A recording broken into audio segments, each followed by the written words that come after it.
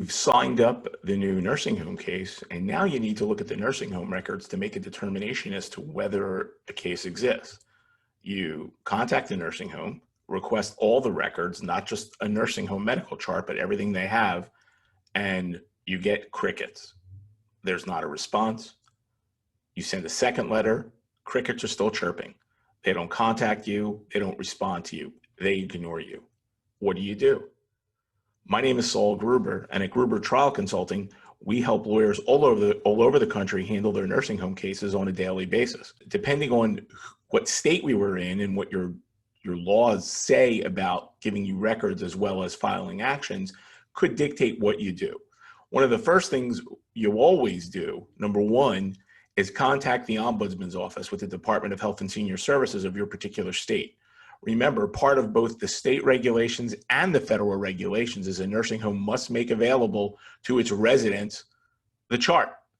When you contact the DHS or the Ombudsman, they will immediately go out or at least contact the nursing home to find out what the problem is.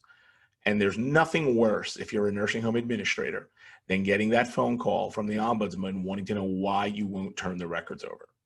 Normally that will take care of the problem. But what happens when the Ombudsman is tied up or they just don't get to it? Well, then you have number two. Depending on what state you're in, you can file an action, a pre-suit action, to get the medical records. Virtually every state has an affidavit of merit, certificate of merit law now, and you can file a lawsuit saying the only way that can be complied with is if the medical records are sent to you.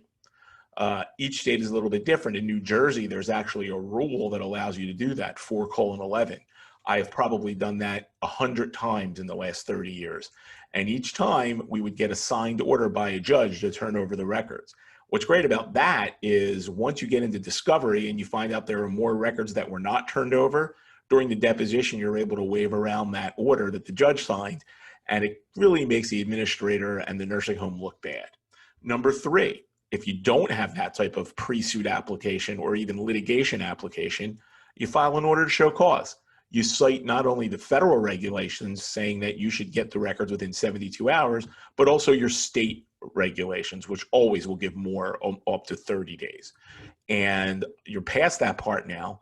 You're filing affidavits, you're filing certifications, and you're proving to the court that you were simply ignored.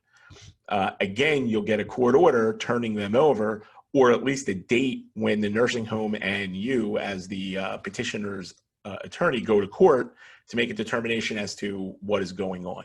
Either way, you're going to get a signed order. Three ways you can get the records when crickets are there and they're simply ignoring you. Now, we have to be a little more patient now that we're in the COVID era, but that doesn't mean the medical record clerk just shuts down. But let's give them a little bit more time. But when they ignore you, those three ways normally work.